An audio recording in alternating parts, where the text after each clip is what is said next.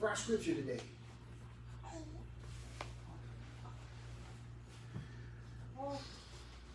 Turn in your Bibles to Matthew chapter 6. Matthew chapter 6. And I want to read verses 9 through 13, in what is commonly referred to as the Lord's Prayer. It's more accurately referred to as the model prayer.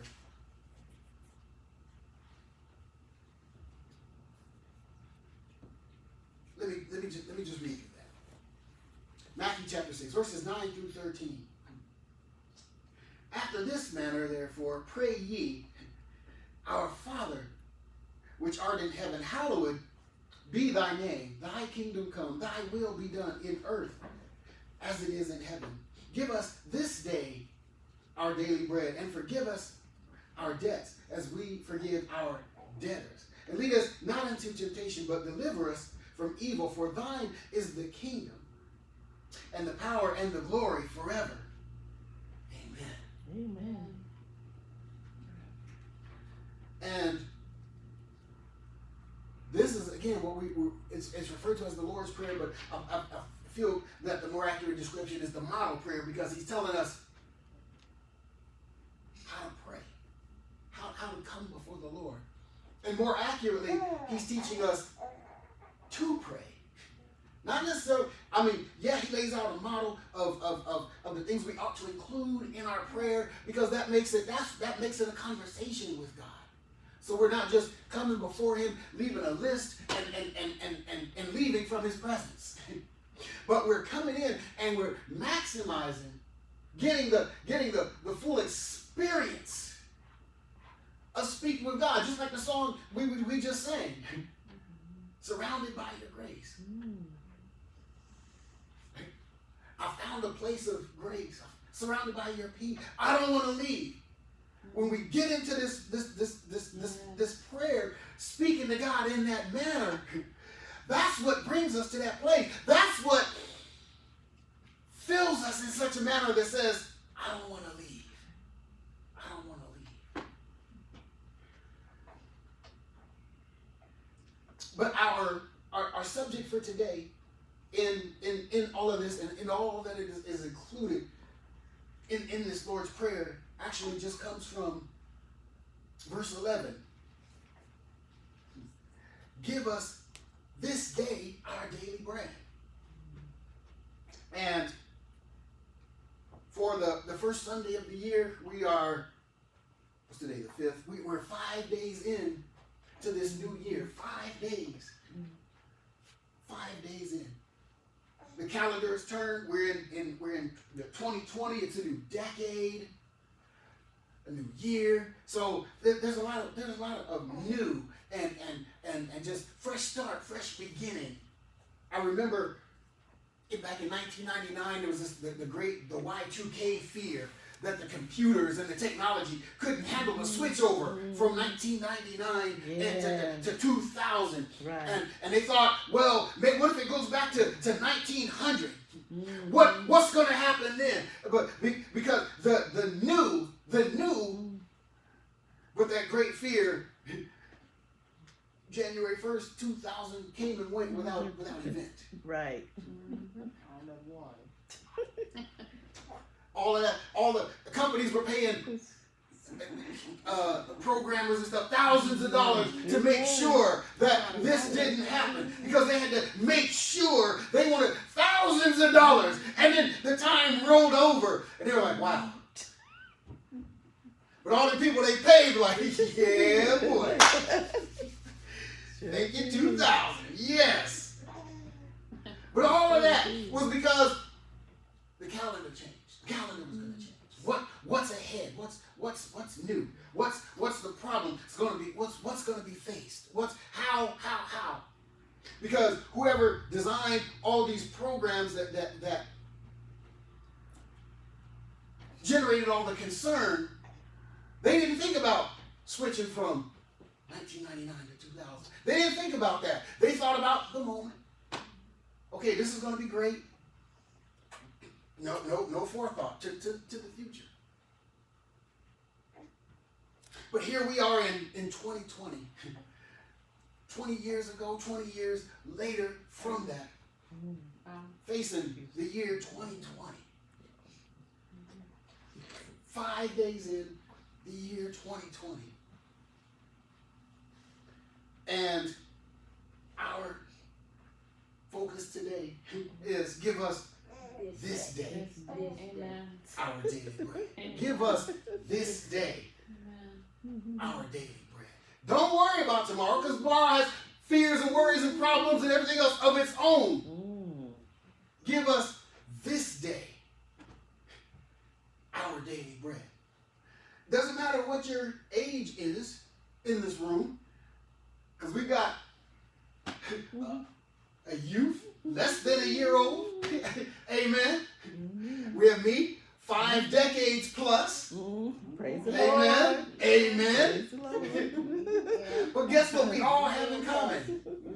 None of us got here without going through one day at a time. I know that's right. Praise the One Lord. day At a at a time. That it starts with today. What happened yesterday is gone. Don't try to drag yesterday into today. Because yesterday, what happened yesterday, good, bad, or indifferent, isn't part of this day's daily bread. What's going to happen tomorrow can't be a concern, because tomorrow is not a part of this day's daily bread. Do you know the significance of give us this day our daily bread? The significance, let's roll back. Let's jump in the time machine, which does not exist, but let's flip back to Exodus. Exodus chapter 16.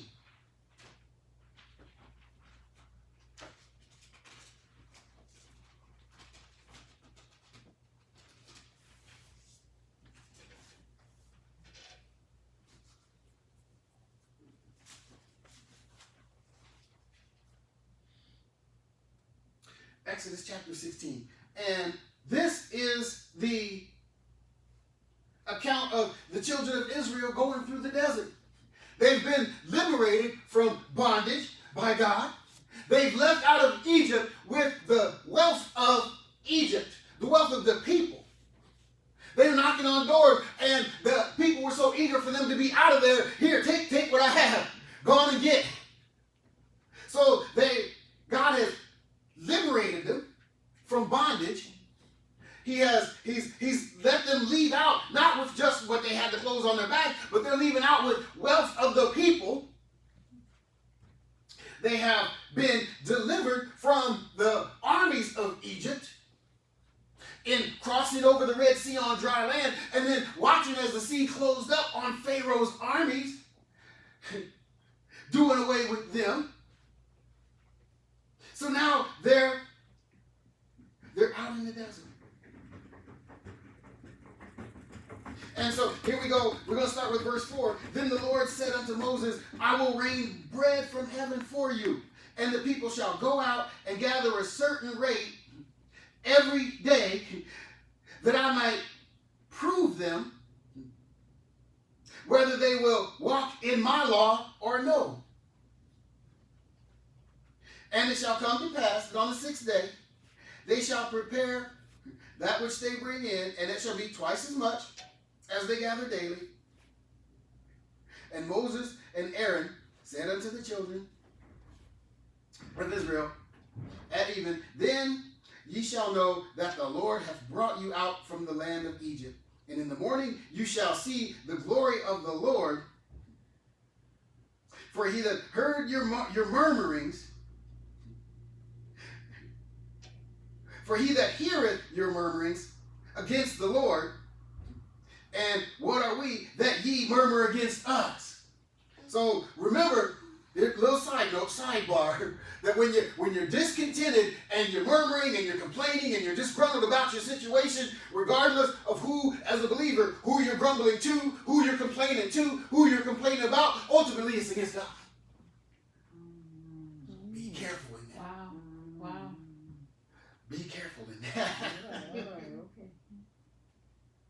because they were grumbling and complaining. They were looking at Aaron and Moses, but Aaron and Moses were just leaders. Aaron and Moses were just the ones doing it. God was the one that orchestrated their departure from Egypt.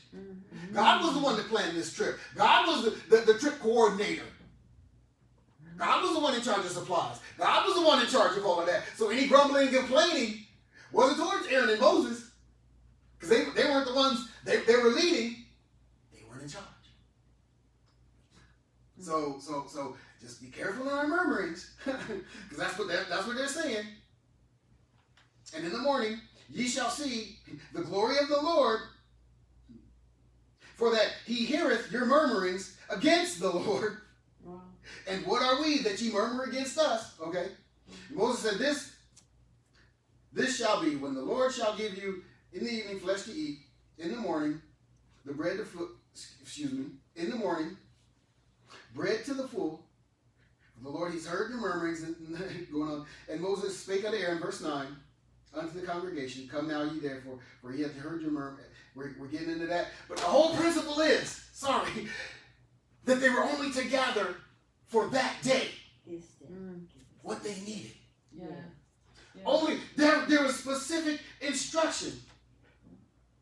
Only get for that day. On the 6th day, you gather twice as much, because on the 7th day, there was going to be no gathering.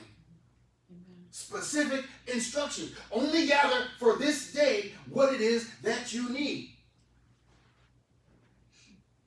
Only gather this day what you need. Verse 16, this is the thing which the Lord hath commanded. Gather of it every man according to his eating, an omer for every man, according to the number of persons, the number of your persons. Take ye every man for them which are in the tents. And the children of Israel did so, and they gathered some more and some less. Verse 18, and when they did meet it, or measure it, with an omer, he that gathered it had nothing over, he that gathered little had no lack, and he gathered every man according to his eating. Let no man leave it till morning. Notwithstanding, they hearkened not unto Moses, but some left it until the morning, and it bred worms and stank. And Moses was wroth with them. Never mind the fact that God, who just delivered them, that God who brought them across the Red Sea and wiped out Moses' army. Never mind the God that is providing with this, Pharaoh's armies. Never mind that he's shown them all of this. Never mind that he showed them that grace and mercy. Never mind the fact that he gives specific instructions. Some people still had to try and do it their way. Help us, Lord. Yeah. As if somehow God gives an instruction, but we think we're going to do it better. We're going to do it differently. We're going to do it our way, and he's not going to know. When he says take only this for today, he means for today. Whatever you take, whatever you eat, is going to be good for today. Yeah. If you believe that I am who I am, Yeah, I am. if you believe that I am, if I provided for you today, let today be good for today. And when you go to sleep and wake up, know that I am the same God. I am. New day, same God. I am. I am. He's still I am. He's not Monday God. Today is Tuesday. Where's Tuesday God? No. I am Monday. I am Tuesday. I am Wednesday. I am Thursday. I am Friday. I am Saturday. Give us this day our daily bread. Yes. Don't try to store it up for tomorrow, because today's bread is for today. Don't try to store it up, because that's not the instruction. Because I am your provider. If you're trying to do it my way, then you're pushing me aside as provider. You're saying, I can do it better. And you can't. And here's the thing. It didn't just go bad. It bred worms. It didn't mold. It bred worms. And it stank. So there was no use for it, and it was obvious not just to, in the sight of God, he knew. But if Moses could go about the camp and know who disobeyed, why does your tent stink? No, you disobeyed. And it's obvious. God says, only take for today. Only take for today. Moving back to Matthew chapter 6. Give us this day our daily bread. Give us for today that which we need to get through today.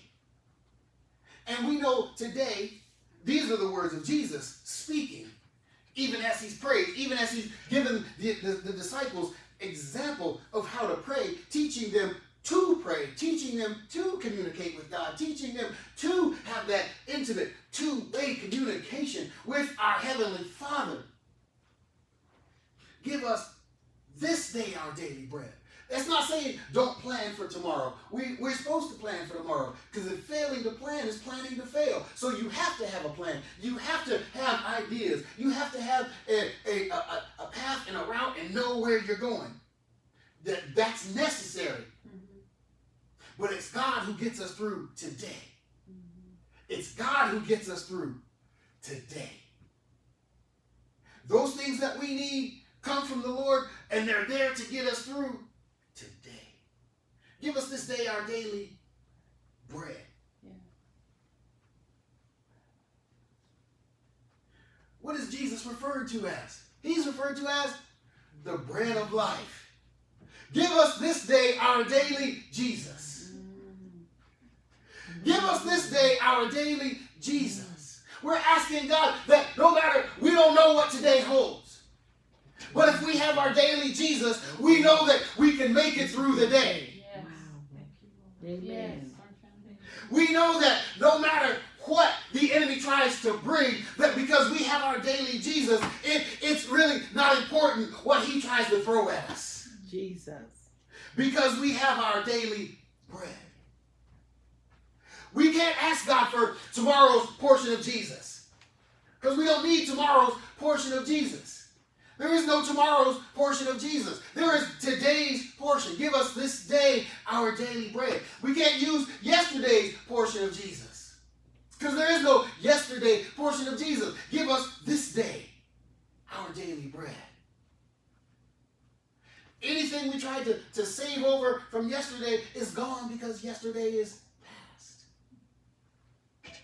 We can't reach into the future and pull out what God has for us, because that's going to come about in his time, in the fullness of its time. So when he promises it, when he speaks it, it's out there and it's going to happen. It's growing. It is maturing. He is nurturing it. It is developing. It is becoming what it is that he has for us, and it will come in the fullness of time. How do we get there? We get to where that promise is one day at a time. We get there based on today's daily bread. Give us this day our daily Jesus. Amen. Give us this day our daily Jesus. Each man, as he gave instruction back in Exodus, take an omer for each person, an omer for each person in your tent. Take that which is going to be good. If you have any left over, it's okay. Don't try to save it for tomorrow. Those who took less had enough. Whatever the portion was that you took was enough. Was enough. Because that tent would have enough to get through.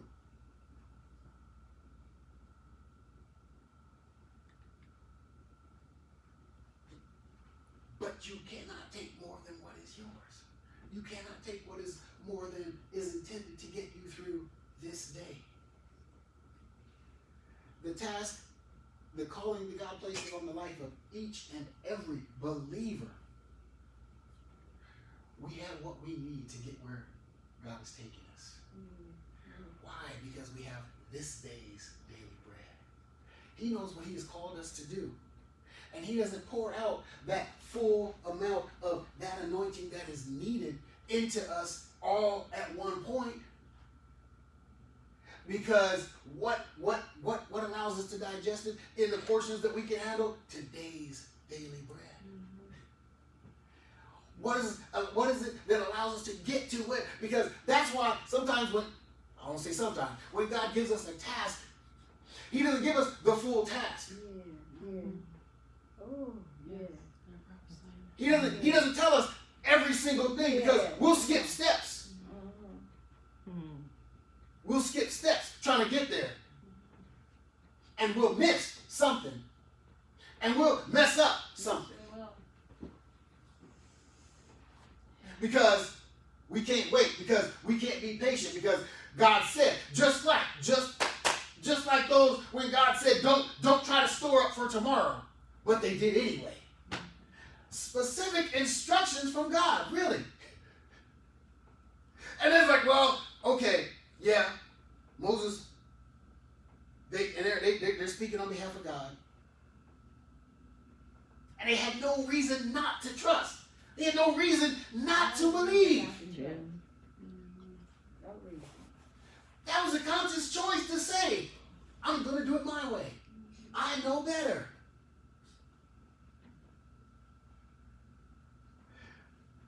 But when God is moving us towards something, when God has something for us, and it's going to come about, it's going to come to fruition in the fullness of time, we can't rush to get there.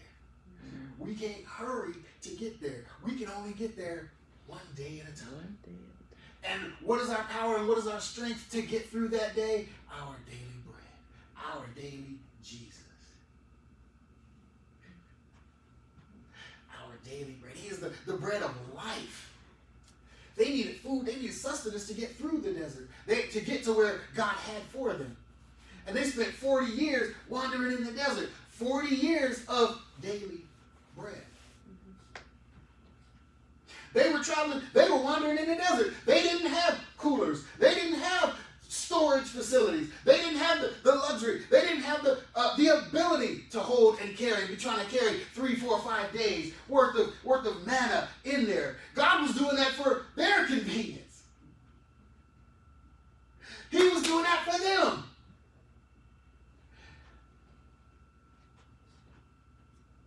But they chose to do it differently. Some of them. It wasn't all of them. A lot of them were obedient. But there were enough that we had that example. So when we try to, because it's not possible for us to take an extra portion of Jesus. The example is, so when we try to do it our way, when we try to rush God's plan, when we try to hoard what it is that he's already spoken, it's going to go bad. It's going to be destroyed, and it's going to stink. It's going to have a foul odor, a foul aroma. Why? Because we're not obeying God's word, because we're not doing what it is that he has instructed us to do. And that instruction is simply get your daily portion of Jesus to get through that day. No matter what our situation is, if we're going through a hard time, yea, though I walk through the valley of the shadow of death, I will fear no evil because you are with me. That's an acknowledgement. That's the acknowledgement. My daily portion of Jesus did not fail. My daily portion of Jesus got me through the valley of the shadow of death. And it doesn't say how long it took him to get through the valley of the shadow of death. But we know however long it took, he could only get through it one day at a time. And why did he fear no evil? Because God was with him. His rod and his staff, they comforted him. He was not fearful going through. He was comforted going through the valley of the shadow of death. Didn't matter. Not even mention how long it took to get through, but we know that he made it, that he started out by, he leadeth me beside the still waters. He maketh me to lie down in green pastures. All those things were in their day. Through the valley of the shadow of death. However many days it took, he got through the valley of the shadow of death. And in the valley of the shadow of death, he was comforted. He was comforted because he acknowledged and he knew that God was with him. That each day he embraced his daily Jesus. He embraced his daily. His focus wasn't on being in the valley of the shadow of death. His focus wasn't on, oh, I've been in here so many days. His focus wasn't on, man, are we there yet? His focus wasn't on any of that. In the valley of the shadow of death, the author was comforted. Comforted. Because God was with him. He was comforted by the rod and the staff. He was comforted in the valley of the shadow of death. Had it good by the still waters. Had it good in the green pastures. That was good. But guess what? Through the valley of the shadow of death, he was comforted. And then he gets to the table. Where he's anointed, where his cup is running over. In the presence of his enemies, the table was prepared. But he doesn't get there. He doesn't get there if he's focused on his surroundings. He doesn't get there if he's focused on the surroundings through which his journey is taking him. He got there because he was focused on the God who was taking him there. He got through the valley of the shadow of death because he wasn't focused on the valley of the shadow of death. He was able to be comforted because he took his daily bread. Focus on the bread. Don't focus on the day. Don't focus on the journey. Focus on the bread that gets us through the day. So that way, the day when you can look at 2019. Some people look at 2019 and say, "Wow, that flew by." And at some points, it does feel like that year just kind of flew by. When you get to December and it's after Christmas, but before New Year's Eve, and you're in that time, you're thinking, wow, it's about to be a new year. Where did the time go? We had all four boys, here at home again. And I was like, wow, it seems like yesterday. We were in Okinawa, Japan, and I was walking Jonathan to school we were walking into school for the first time. And it seemed like yesterday. I was like, where did it go?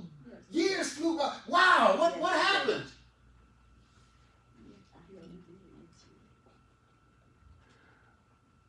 But we got from Okinawa, Japan to there one day at a time. Yes. One day at a time. And that's all it takes. One day at a time. Get through today. Get through today. How do you get through today? You get through today with your daily bread. Your daily bread of life. No matter what's coming at you. No matter what your situation is. No matter what you face. No matter what the world says. No matter what the world is throwing at you. No matter what.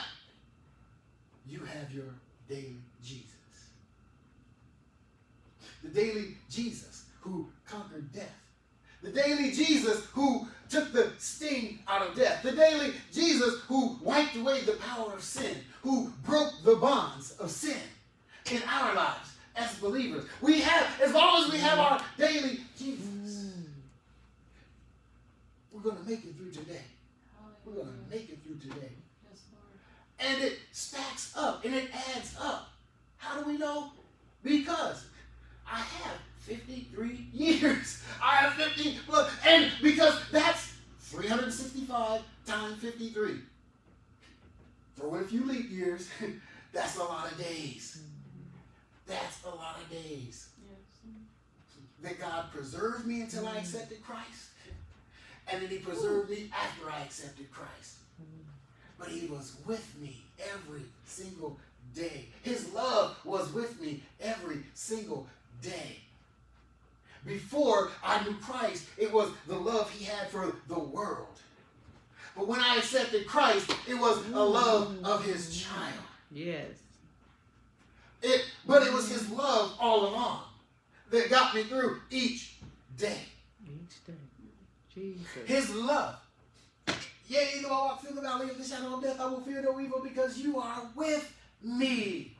Same God, day by day. Amen. Follow the instructions. That's all he wants us to do. Get our daily Jesus. Get our daily Jesus. But we're not just gathering it up for ourselves. Because remember, back in Exodus, when they were saying, gather for your household. So that means there had to be a dispersal at some point. Gather for those around you. And what you gather will be enough for to be handed out. So when we gather our daily Jesus, we have enough that's going to get us through, but we also have enough to be handed out, to be dispersed. Because Jesus said, go ye therefore and make disciples of all nations. Yes. Teaching them what I have taught you, baptizing them in the name of the Father and of the Son and of the Holy Spirit. So the Jesus that we have in us is enough for us to hand out and pass out to somebody else. Jesus. Because we're going to come across people who don't know Christ. We're going to come across people who don't have their daily portion of Jesus. Yeah. Hey. But guess where their daily portion is if they don't know Christ? It's right here. Yeah.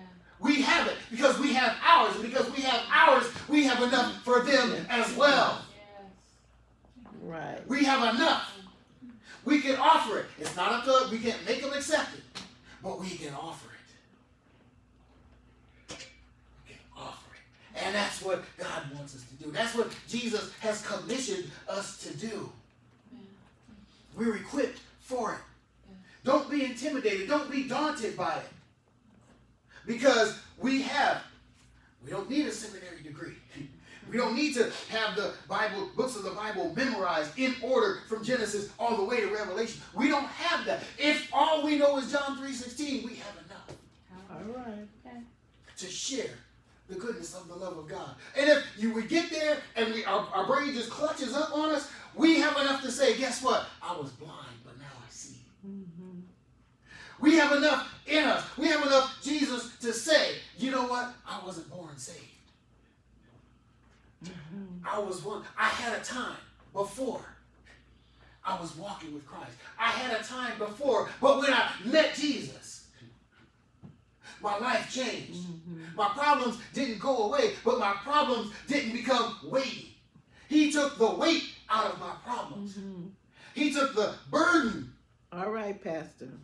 off my life. Yes. See, that's what we have. That's what we can share with those around us. That's what we can tell, because this world is hurting. Yes, it is. There is so much unsurety going on out there. Do you know how many times I had a chance to share the gospel in 1999 because people were afraid of what was going to happen? They didn't know, because they didn't have a daily portion of Jesus to get them through that day. There was a whole lot of opportunity. There was a whole lot of opportunity because of the unknown. Fear of the unknown. If you want to put numbers or weight or mass or quantity to when you compare what you don't know to what you do know, the unknown is always going to be greater. In mass, in quantity, size, whatever, volume, whatever.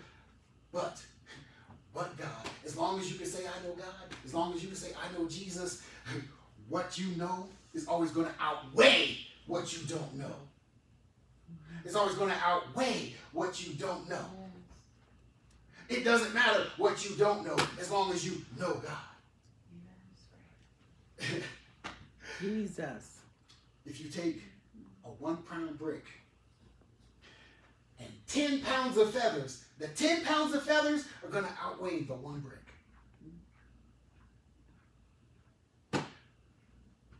But as long as you know God, there's nothing that can outweigh that. Amen. As long as you know that he says, I know the thoughts I have for you. Yeah, I know God. I know the plans I have for you. Oh, good, yeah. Plans to prosper you and not harm you. Yeah. To bring you to an expected end. To bring you to my expected end. Expected end, yes. The one who knows the end from the beginning. Yes. The one who is writing the book.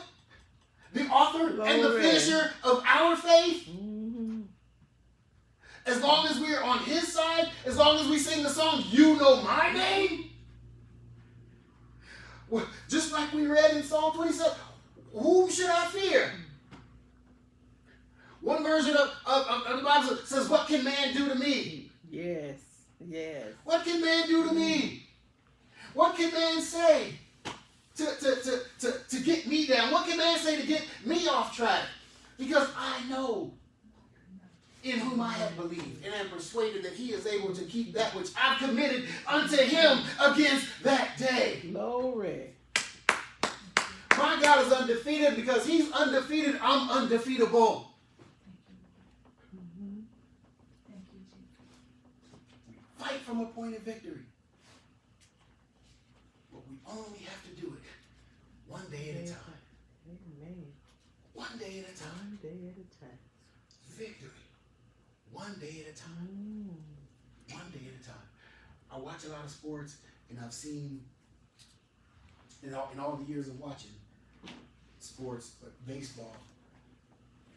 In 2004, I was here in the States. I was stationed in Okinawa, but I was in Florida, and the New York Yankees were playing the Boston Red Sox in the best of 7 series to see who goes to the World Series. The New York Yankees were up 3-0, which in sports, no team had ever come back from a 3-game deficit in a 7-game series. In fact, the Yankees won Game 3 like 22-7. Now, in baseball, that's a huge blowout. And they were talking to the Red Sox, and one of the guys on the Red Sox, he said, they were asking, well, you guys got to win 4 games to come back and beat the Yankees. That's never been done in history. How do you guys have to, what are you guys going to do? And he's like, we don't have to win 4 games. All we got to do is win 1 game. All right. And that was the perfect breakdown. They didn't look at the Herculean task of having to win 4 games when they had just lost the game 22-7, and now we got to come back and try to win 4 games in a row and No. He brought it all back down and said, no, all we got to do is win 1 game. Next thing you know, the series is 3-1. They won the 1 game. Couple days later, guess what? The series is now 3-2. Yeah. Every game that they win, there's no more pressure on them. Yeah. The pressure's now on the Yankees Yeah. because all we got to do is win 1 game. All right. All right. Next thing you know, it's 3-3. Now it's tied, and the Yankees are sweating. Like, oh wow, these guys won't go down. These guys won't go down, and the Red Sox are like, all we got to do is win a game. Now all we got to do is win 1 game. We still just got to win 1 game. We still just got to win 1 game. Wow. They're like, all right, we can do this. And the Yankees are like, we done lost 3 in a row. We have to win this one. Next thing you know, the Red Sox are winning 4 games to 3. They won the series by 1 game. They won the series by winning 1 game at a time. They didn't look at the 4 that they had to win. They brought it all back down. 1 game at a time. 1 day at a time is all we have to do. 1 day at a time is all we have to do. And God promises. Jesus is telling us to remember to ask for what it is that we need to get through today. We make our plans for the future. That is prudent and that is wise. We lay those plans before the Lord. But our greatest task is to get through this day. Because we don't get through this day the right way. We've already set ourselves up to be jacked up for tomorrow. So true. Give us this day our daily bread. Give us for today that which we need to get through today. Amen. Amen. Come on, give God some Yeah. praise. Amen.